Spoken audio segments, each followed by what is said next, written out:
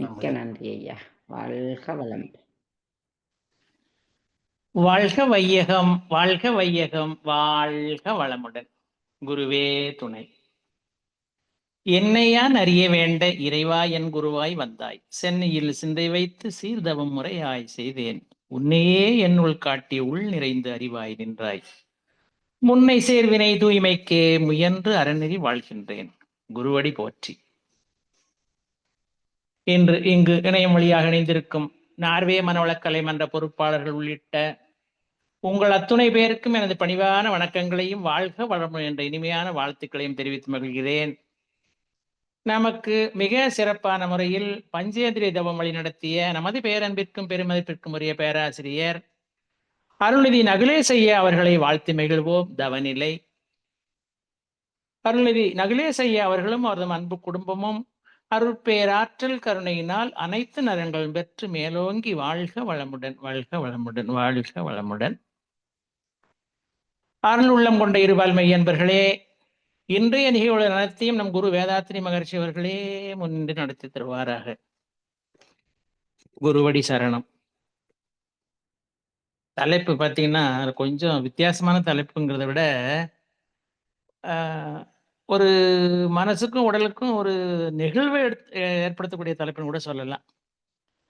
அதாவது மனதின் நிலையே வாழ்வின் வளம் ஆகும் அப்படிங்கிறாரு குரு. நிலத்துல ஊன்றும் வித்தானது எதுவா இருந்தாலும் சரி, நீர் தெளித்து வந்தால் அது முளைத்து பயிராகி அதன் தன்மைக்கேற்ப பயன் தருகிறது. அப்படிதானே? அதுபோல உள்ளத்தில் ஊன்றும் எண்ணங்களும் நாளுக்கு நாள் உறுதி பெற்று வாழ்வின் பயனாக விளைந்துவிடும். மறந்தால் மீறினால் இன்றைய தலைப்பு தான் அது பாட்டு வளர்ந்துடும் அப்படிங்கிறாரு நம்ம குருவினுடைய தத்துவத்தில் வரக்கூடிய வருகிறது. அதே போல இப்ப இந்த எண்ணம் இருக்கு பார்த்தீங்களா, எண்ணம் நின்று விட்டால் நலமாக இருக்கும் என்று இயற்கைக்கு பொருந்தா நினைவு நிறைய பேர்கிட்ட இருக்கு. அது இருக்கவே கூடாதுங்கிறார். உயிர் வாழும் போது விழித்திருக்கும் போது எண்ணங்கள் இயங்கி கொண்டுதான் இருக்கும் இல்லையா? அது மாதிரி இப்ப யாரா இருந்தாலும் சரி, யாருக்குமே எந்த கெடுதலும் அவர் விருப்பம் போல நம்ம செய்ய முடியாது. ஒவ்வொரு இடத்தும் வினைப்பயன் பதிவுகள் பார்த்தீங்கன்னா எக்கச்சக்கமா இருக்கத்தான் செய்யுது ஒருத்தட்டையுமே. அந்த பதிவுகளை வெளியாக்க தூய்மைப்படுத்த வேண்டியது இயற்கையின் நீதி.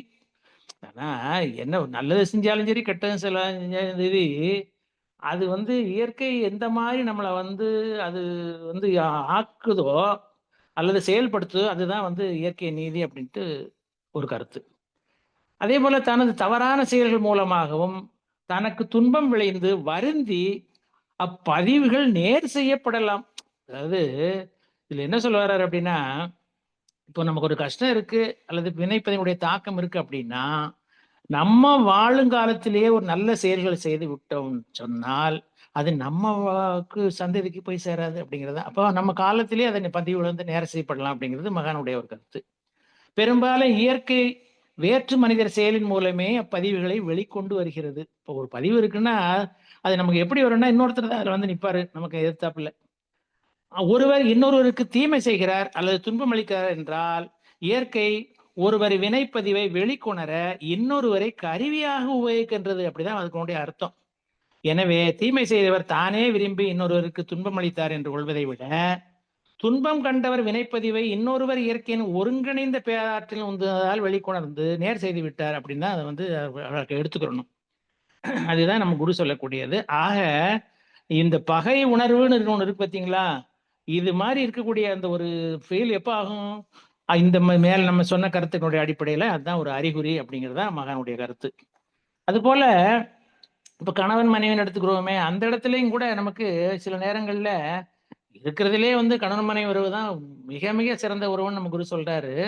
இந்த இடத்துல ஒரு என்ன நினைவு செய்யப்படுத்துறாங்க அப்படின்னா, கணவன் மனைவி நட்பின் மதிப்பை உணர்ந்து அதை காக்க வேண்டிய அவசியத்தை நினைவில் கொண்டோமே ஆனால் மற்ற தேவையற்ற குறைபாடுகள் எழவே எழாது அப்படிங்கிறாரு. அதே போல நமது மனவளக்கலையில கணவன் மனைவி இருவருமே ஒருவர் வாழ்த்தி கொள்றோம் பார்த்தீங்களா, அது மிக ரொம்ப ரொம்ப ஒரு எல்லா செயலுக்கும் அது நல்லது அமையும் அப்படிங்கிறாரு. நட்பையும் அன்பையும் வளர்க்க வாழ்த்து ஒரு ஆற்றல் வாய்ந்த மந்திரம், மகான் கொடுத்த மந்திரம். வாழ்க வளமுடன் அப்படிங்கிறது கூட சொல்லணும். அப்போ மனக்கசப்புக்கோ உட்பகைக்கோ அங்க வந்து நமக்கு கண்டிப்பா வர்றதுக்கு வாய்ப்பே இல்லை இந்த வாழ்த்து மந்திரத்தை நம்ம பயன்படுத்தும் போது அப்படிங்கிறது. அதுபோல இன்னொரு இடத்துல இந்த உணர்ச்சி நிலைகளால் கட்டுண்ட மனிதன் தன் ஆன்ம நிலையை மறந்து புலன்மயக்க நிலையில் மயங்கி செருக்குற்று இருக்கிறான் அப்படிங்கிறாரு.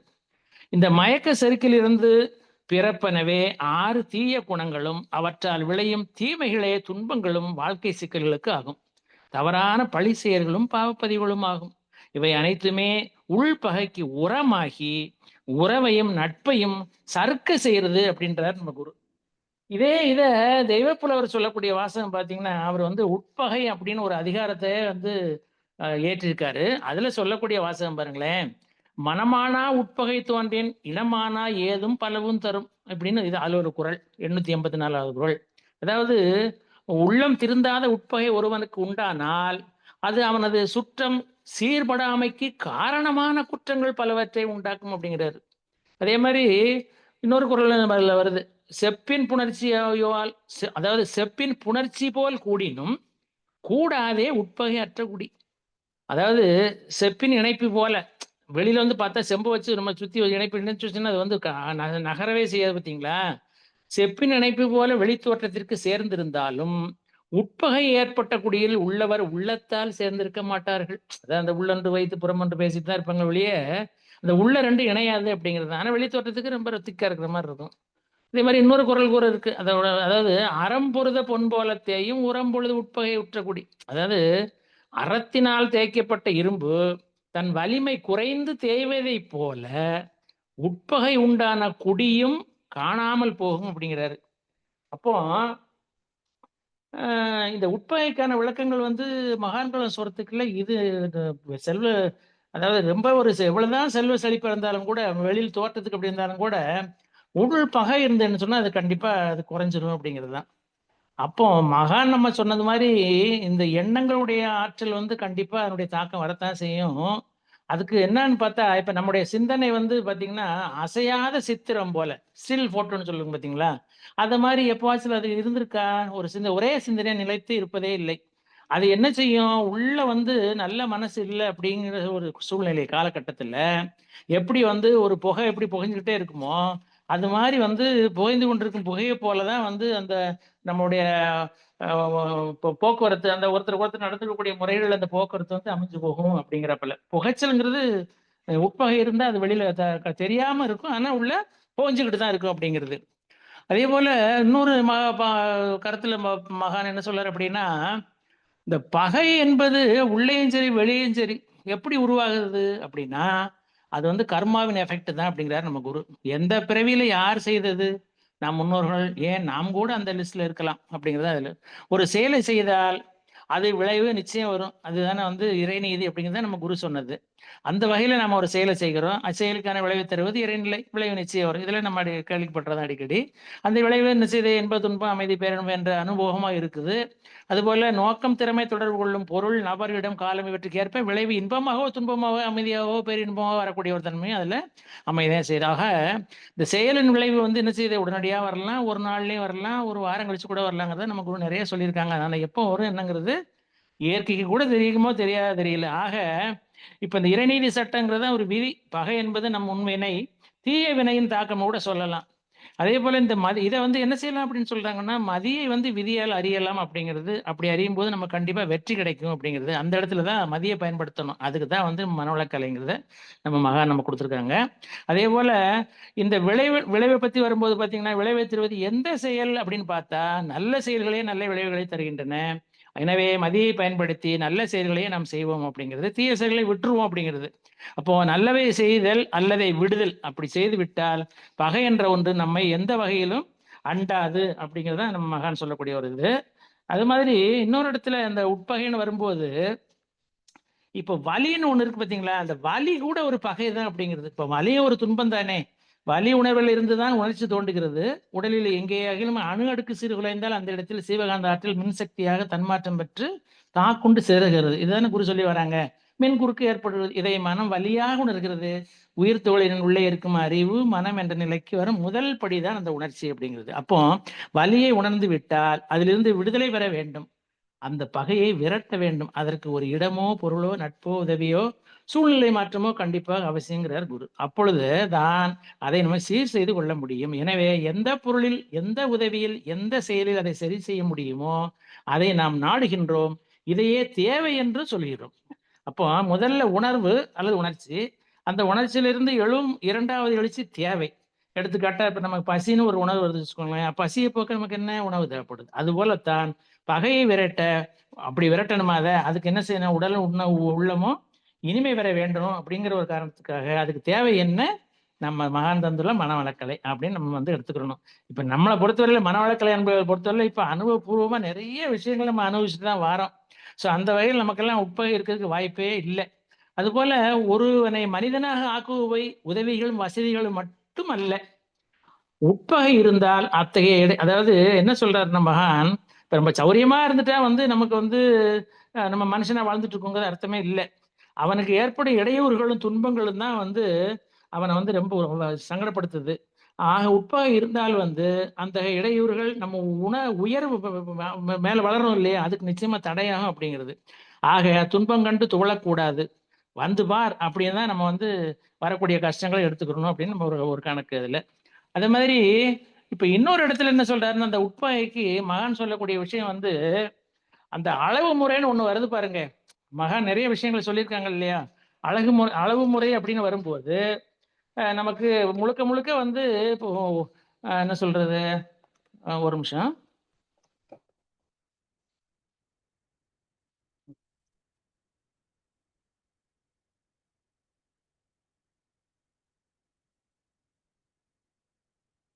அதாவது இதுல ரொம்ப முக்கியமான கருத்து என்னன்னா, இப்ப உடலுக்கு உள்ள பகை.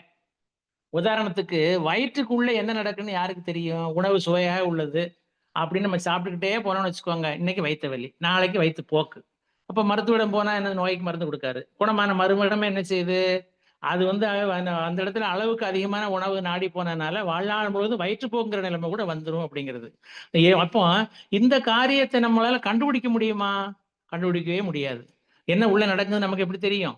அதே போல எந்த காரியத்தை எடுத்துக்கொண்டாலும் அளவுக்கு அதிகமாக ஈடுபட்டால் உடல் வலுவிழந்து போகிறது. உடல் கெட்டால் மனமும் கெடுகிறது. மனம் கெட்டால் வாழ்வும் விளைவு, குடும்பம் பாதிக்கப்படுகிறது, சமுதாயமும் கூட அங்க போய் அங்க தாக்கப்படுது. ஆக இவை எல்லாமே வந்து உள்ளடக்கி நம்ம குரு அவர்கள் என்ன செஞ்சிருக்காங்க, 5 அளவு முறை அப்படிங்கிறதையும் அதுல கொடுத்துருக்காங்க. ஸோ அது போல இன்னும் ஒரு இடத்துல என்ன வந்து இப்ப உறவுகள் வந்து நமக்கு வேண்டும் தான் அப்படிங்கிறது தானே, எல்லா இடத்துக்கும் உறவுகளை வச்சுக்கிறது தான் செய்யணும். அதுல வந்து என்ன, நம்ம செய்ய வேண்டிய கடமைகளை தவறக்கூடாது அப்படிங்கிறது தான். சில உறவுகளால பல இன்னல்கள் நம்ம அனுபவிக்கும் சூழல் நிறைய இருக்கத்தான் செய்யுது. அதன் தாக்கம் என்ன செய்யுது? நம்ம மனதையும் பகையாகவே மாற்றி விடுகிறது. நாம் வாழும்போதே வாழ்வு நலமாக, அமைதியாக, மகிழ்ச்சியாக அமைய வேண்டும் தான் நம்ம நினைக்கிறோம். இறந்த பிறகு வந்து நமக்கு அது எப்படி இருந்தா என்ன போனான்னு கூட நினைக்கிறதுக்கு வாய்ப்பே தேவையில்லை.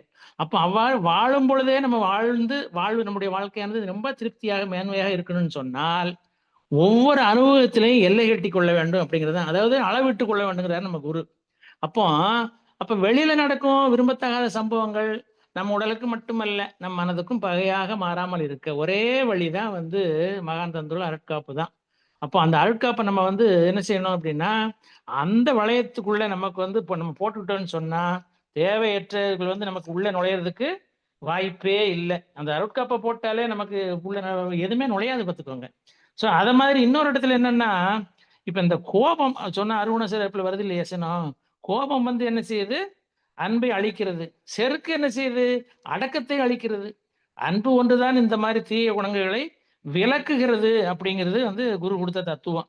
அதே மாதிரி இன்னொரு இடத்துலயும் கூட இப்ப ஒரு கவி பாருங்களேன். ஆசை, களவு, கோபம் கொண்டவன் பேசத் தெரிந்த மிருகம் அப்படின்னு வருது. இந்த குணங்கள் எல்லாம் வந்து உட்பகைக்கு காரணம் அப்படிங்கிறது தான்.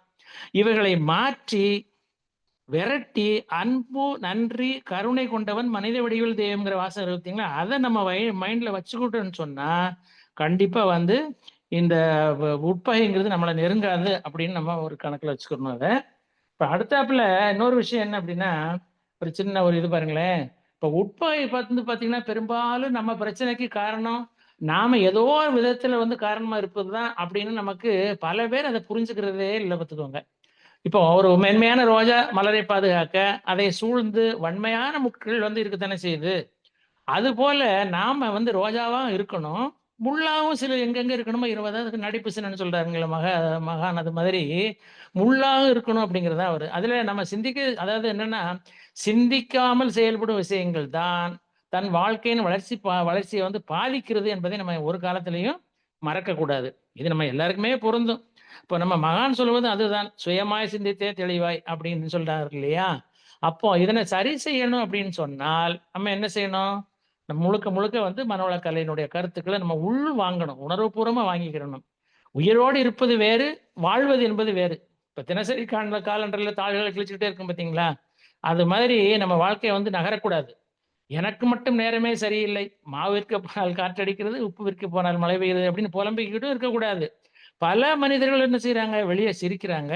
உள்ள பார்த்தீங்கன்னா, அந்த புகைச்சல் இருக்கு சொன்னோம் பார்த்தீங்களா? அது மாரி இந்த புகை வெளியில சிரிக்கிறது, உள்ள புகையிறது. இப்படி ரெட்டை வாழ்க்கை தான் வந்து வாழ்ந்துகிட்டு இருக்காங்க அப்படின்னு எடுத்துக்கணும். அப்படித்தான் நடக்குது இப்போ உலக வாழ்க்கையில. அப்ப இந்த சூழலெல்லாம் கடந்து வரணும். உள் உடல் அதாவது உள்ள நடக்கக்கூடிய முதல்ல உடல் பலமும், மனோபலமும் நமக்கு வேண்டும். அதற்கு தான் நம்ம மகான் குடுத்த மனவளக்கலைங்கிறத நம்ம மறக்கவே கூடாது. தன்னை மட்டும் அல்லாது மற்றவர்களையும் மனவளக்கலையில படிக்கும் திறனை வளர்த்துக் கொள்வது காலத்தின் கட்டாயம்.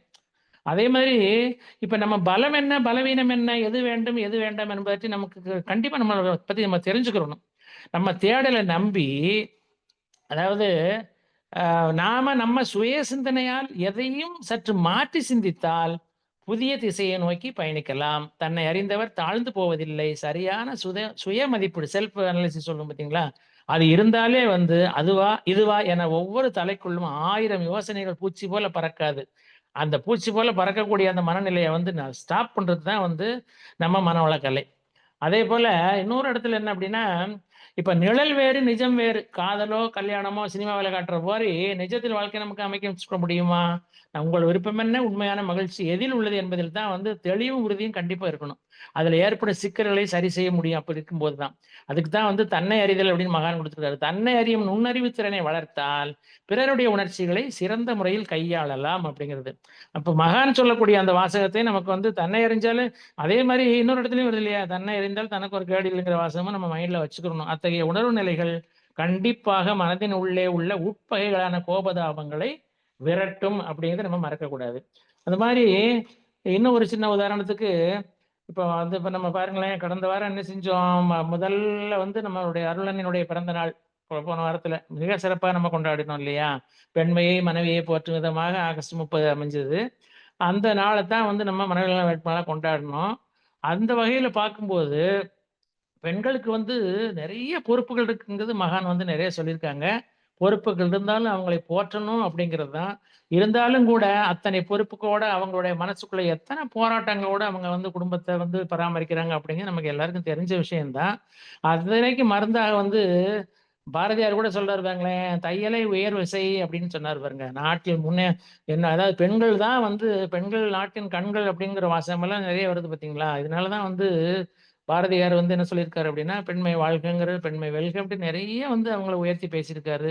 அதே மாரி நமக்கெல்லாம் நெறைய விஷயங்கள் என்ன தெரியும்னா, இப்ப நதிகளுக்கு கூட பெண்கள வச்சிருக்காங்க. ஆக பெண்கள் இது எதுக்காக சொல்ல வரோம்னா, பெண்கள் வந்து வெளியில எதையுமே காமிச்சுக்கிற மாட்டாங்க. அவங்களுக்கு வந்து அவங்களுடைய அடக்கும் சக்தி வந்து அவங்கள்ட்ட அதிகமாவே இருக்கு. ஆனா, உள்ள வந்து என்னெல்லாம் வச்சிருக்காங்க அப்படிங்கிறது பிறந்த வீட்ல உள்ளவங்களுக்கு மேல இருக்கக்கூடிய பாசம் கன்டின்யூ பண்ண தான் செய்யும். புகுந்த வீட்டுக்கு வரும்போது அங்குள்ள சூழ்நிலை சமாளிக்கக்குள்ள சில நேரங்கள்ல நல்ல ஒரு குணம் உள்ள, நல்ல ஒரு பிறவி எடுத்த பெண்கள்னா, அது எல்லாத்தையும் சகிச்சுட்டு போயிடுறாங்க. அப்படி இல்லங்கும்போதே சின்ன சின்ன ஒரு குறைகள் கூட மனசுக்குள்ள உட்பகை இருக்கிறது தான் அப்படிங்கிறது. ஆக மனதில் உள்ள உட்பகைங்கிறது என்னெல்லாம் வருது? மனக்குழப்பங்கள், எதிர்மறை எண்ணங்கள் அதெல்லாம் நீங்கணும் அப்படின்னு சொன்னால், அதற்கு உற்ற துணையாக இருக்கிறதுக்கு வடிகாலாக இருப்பதற்கு வந்து உடனடியா இறை குடுத்த ஒரு துணை தான் வந்து வாழ்க்கை துணை. அத நம்ம அது வந்து மறக்கவே கூடாது அப்படிங்கிறது. அதிலும் கணவன், மனைவி இருவருமே வந்து மனவளக்கலை அன்பர்களா இருந்தாங்கன்னு வச்சுக்கோங்க, அங்க வந்து இந்த உட்பகை அப்படிங்கிறதுக்கு வாய்ப்பு இருக்கவே வாய்ப்பே இல்ல. முதல்ல குடும்பத்தில இருந்து கொண்டே தான் குடும்ப கடமை ஆற்ற வேண்டும் அப்படிங்கிறது தான் மகளிர் சொல்லியிருக்காங்க. ஆனாலும் கூட பெண்களுக்குள்ள குறைகள் இந்த மாரிலாம் இருக்கு அப்படிங்கிறதுக்காக வேண்டி நம்ம இந்த உதாரணத்த எடுத்துக்கிட்டோம். அதே மாதிரி இன்னொரு விஷயம் என்ன அப்படின்னா, இப்ப நம்ம மகரிஷிய மிஞ்சிய அளவுக்கு வந்து பாரதியினுடைய பெண்ணின் பெருமைகள நெறைய விஷயங்கள சொல்லியிருக்காங்க. மகானும் அதுல விதிவிலக்கு இல்ல. நெறைய விஷயங்கள் சொல்லியிருக்காங்க. அந்த இது கூட ஒரு இடத்துல என்ன வருது அப்படின்னு சொன்னா, ஆ அதாவது வ மானம் சேர்க்கும் மனைவியின் வார்த்தைகள் என்றும் அப்படிங்கிற வாசகத்தை யூஸ் பண்றாங்க. பெண் இனிது என வசன கவிதையும் கூட வந்து மகாகவி பாரதியார் வந்து நிறைய புகழாரம் சூட்டியிருக்காங்க. இந்த அரசியல் விடுதலைக்கு எப்படி குரு வந்து பாரதியாருக்கு திலகர், ஆன்மீக விடுதலைக்கு குரு வந்து குள்ளசாமியார் மாதிரி, இந்த பெண் விடுதலைக்கு பாரதியாருக்கு வந்த ஒரு குரு யாருன்னு கேட்டா சகோதரி நிவேதியா அப்படிங்கிறது தான். ஏன்னா அந்த கல்கத்தாவில் நடந்த நிகழ்ச்சி ஒண்ணு இருக்கு. அந்த பாரதியார் வந்து அங்க போயிருக்கும்போது இந்த நிவேதியா அப்படிங்கிற ஒரு பெண்மணி வந்து கேட்டாங்க, உங்க நாட்டுல எல்லாம் வந்து இந்த அளவுக்கு வந்து பெண்களை வந்து அப்படி இப்படிங்கிறீங்களே, ஆனா உங்க மனைவியை கூட்டிட்டு வரல அப்படின்னு சொல்லும்போது, அவளுக்கெல்லாம் வர முடியாது, வர வாய்ப்பு இல்லை அப்படின்னு சொன்ன உடனே அந்த இடத்துல கேட்குறாங்க, நீங்க உங்க மனைவியை கூட வெளில கூட்டுற முடியல, நீங்க எல்லாம் பெண் விடுதலை பேசுறதுக்கு என்ன அருகதை இருக்கு அப்படின்னு சொன்னதுனால உடனடியே பாரதியார் என்ன வந்தாரு, அந்த அம்மா காலில் விழுந்துட்டாரு. விழுந்து அந்த இடத்துல தான் அவருக்கு ஒரு குருவா அமைஞ்சவர் அந்த அந்த அம்மா நிவேதியாங்கிற ஒரு அம்மா.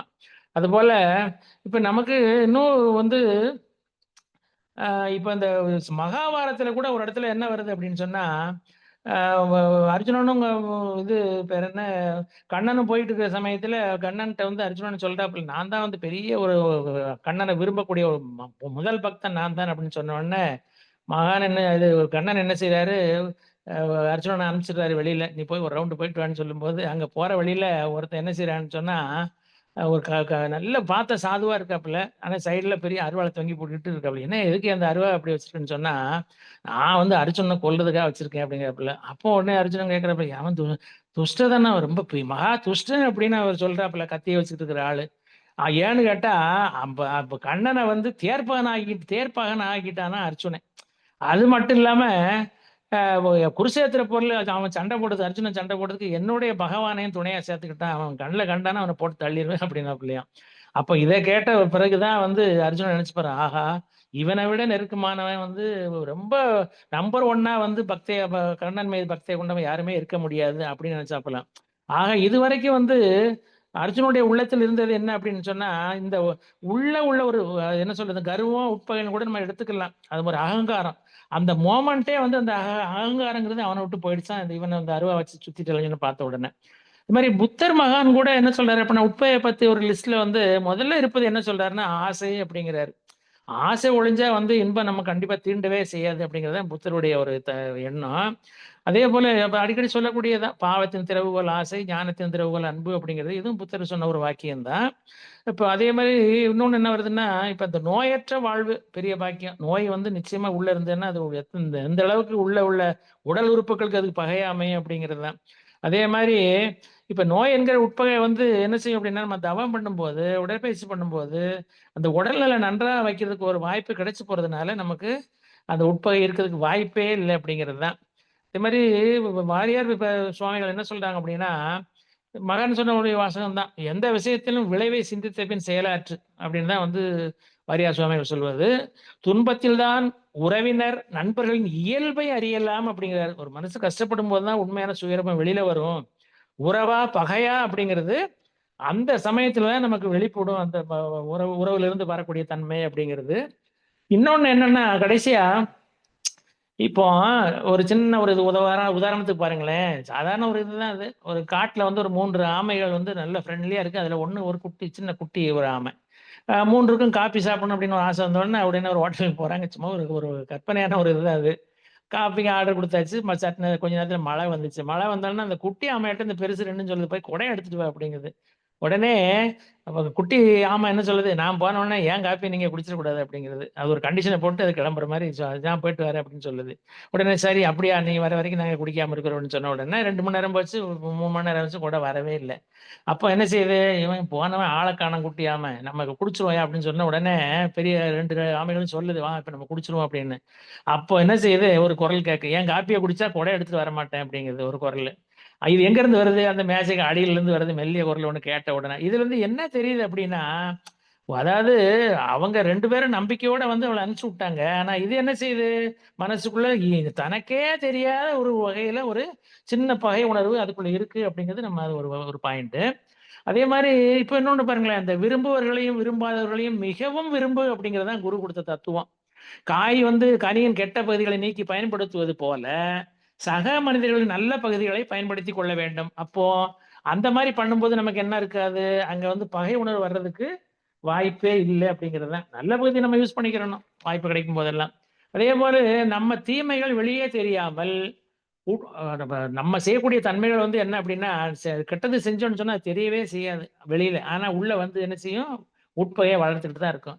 சில நேரங்கள்ல வந்து நல்லவன்னு கிடைக்கும் பெயரை விட, அதாவது நல்லவன் என்று கிடைக்கும் பெயரை விட, நல்லவனாக வாழ்ந்து நல்ல பெயர் எடுப்பதுதான் உள்ளத்திற்கு அமைதி சிறப்பு. அப்போ அந்த உள்ளமானது பகை உணர்வை வைத்துக் கொள்ளாது. அப்படித்தானே?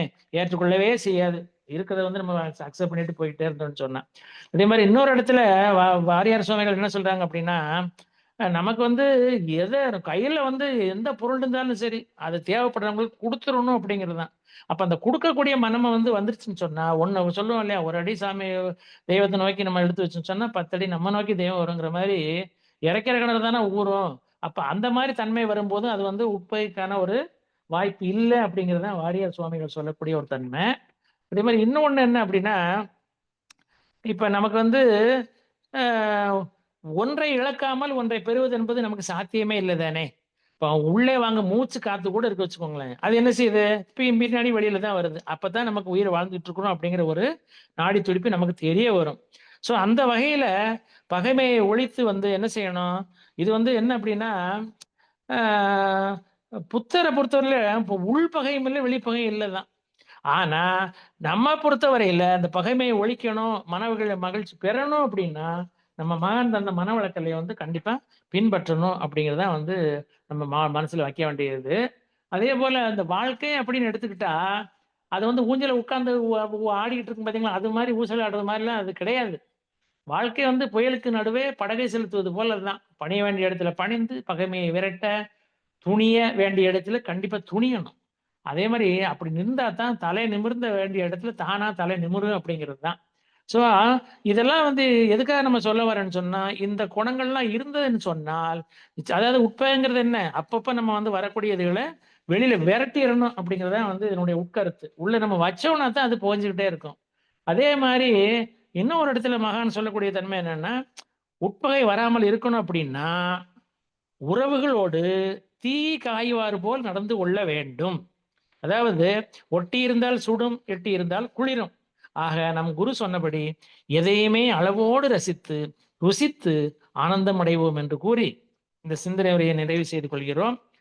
இதுவரை நமக்கு வந்து மிகப்பெரிய ஒரு வாய்ப்பு எனக்கு கிடைச்சிருக்கு. அறிவதொரு வாய்ப்பளித்த நார்வே, டென்மார்க் மனவளக்கலை மன்ற பொறுப்பாளர்கள் அனைவருக்கும் மற்றும் பொறுமையாக செவிமடுத்த அத்துணை நல்ல உள்ளங்களுக்கும் எனது நெஞ்சம் நிறைந்த நன்றிகளை தெரிவித்துக் கொள்கிறேன். வாழ்க வையகம், வாழ்க வையகம், வாழ்க வளமுடன். மிக்க நன்றிகள் அம்மா. வாழ்க வளமுடன்.